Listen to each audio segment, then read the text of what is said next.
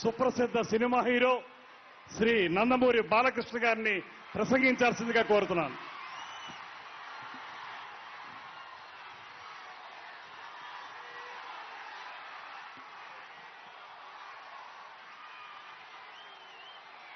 అందరికీ నమస్కారం. ముందుగా వేదిక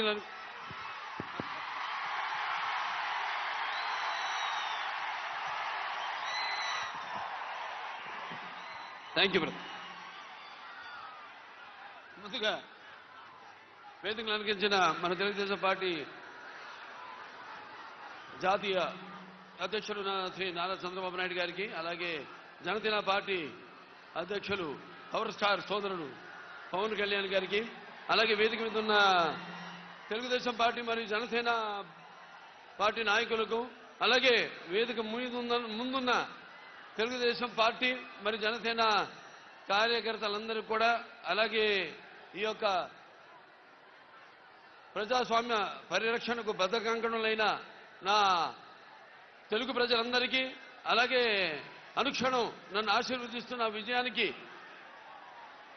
నీరాజన పడుతున్న నా తెలుగింటి ఆడపడుచులందరికీ, అలాగే యువతరానికి ప్రతినిధులు, నవతరానికి నాయకులు, భావితరానికి భారతదేశపు మహాశక్తి అయిన యువతకు, అలాగే నా అభిమానులకు, పవర్ స్టార్ పవన్ కళ్యాణ్ గారి అభిమానులకు అందరూ కూడా నా హృదయపూర్వక నమస్కారం తెలియజేసుకుంటున్నాను. మరి ఆనాడు స్వర్గశ్రీ నందమూరి తారక రామారావు గారు పార్టీ వ్యవస్థాపకులు అన్నారు, తెలుగుదేశం పుట్టింది తెలుగు శ్రామికుడు చౌటలో నుంచి, కార్మికుడు కనిగిన కండరాల్లో నుంచి, రైతు కూలీల రక్తంలో నుంచి, నిరుపేదల కన్నీటిలో నుంచి, శ్రామికుడి కంటి మంటల్లో నుంచి, అనార్థుల ఆకందనలో నుంచి పుట్టింది తెలుగుదేశం అని. మరి ఆనాడు ఒక చరిత్ర అది.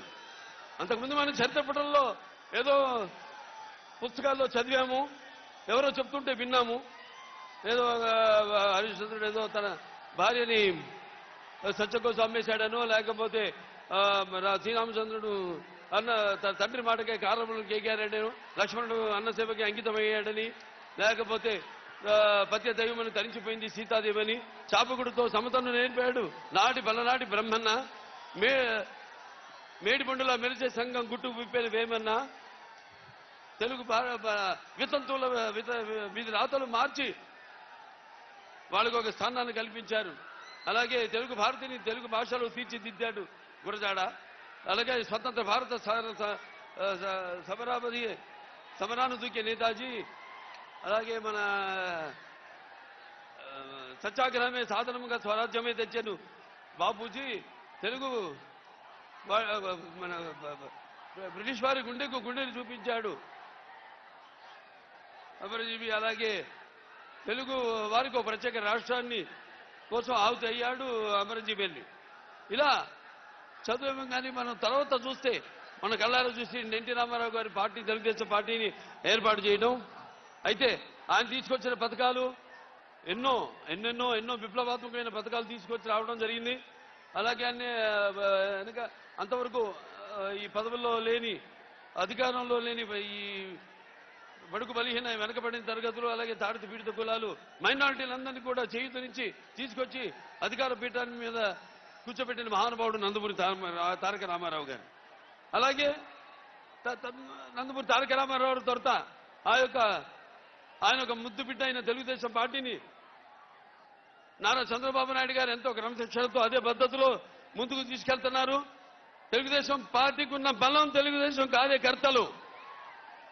ఏ ప్రపంచంలో ఏ పార్టీకి లేనని కార్యకర్తలు మన తెలుగుదేశం పార్టీకి ఉన్నారు. అటువంటి ఒక నిబద్ధతతో, ఒక అంకుట దీక్షతో, ఒక క్రమశిక్షణతో ఈ యొక్క పార్టీని ముందుకు నడిపిస్తున్నారు. అలాగే ఈ యొక్క రాష్ట్ర అభివృద్ధి కోసం, సంక్షేమం కోసం, అన్ని తరగతుల సంక్షేమం కోసం ఎన్నో అభివృద్ధి కార్యక్రమాలు అటు రామారావు ఉన్నప్పుడు దాంతో చంద్రబాబు నాయుడు గారి నాయకత్వంలో ఎన్నో అభివృద్ధి కార్యక్రమాలని, పథకాలని ప్రవేశపెట్టడం జరిగింది. ఇక చెప్పుకుంటూ పోతే కోకొల్లలు. ఇక ప్రస్తుతం ప్రభుత్వం చూస్తున్నాం, అన్ని వ్యవస్థలను నిర్వీర్యం చేసేసి ఇవాళ చంద్రబాబు నాయుడు గారు అన్నారు, ఆనాడు మనం ఇవాళ చూస్తున్నాం విద్యార్థులకి ఈ స్కూల్ ఫీజు రియంబర్స్మెంట్ లేకుండా చేసి, అలాగే డ్రిప్ ఇరిగేషన్ రైతులకైతేనేమి, ఇప్పుడు మేము హిందూపూర్ నేను మా రాయలసీమలో 90% ఆనాడు చంద్రబాబు నాయుడు గారు డ్రిప్ ఇరిగేషన్కి ఈ సబ్సిడీ ఇస్తే, అలాగే 50 లక్షల ఎకరాల భూమికి ఆయన ఈ డ్రిప్ ఇరిగేషన్ ఇస్తే ఈనాడు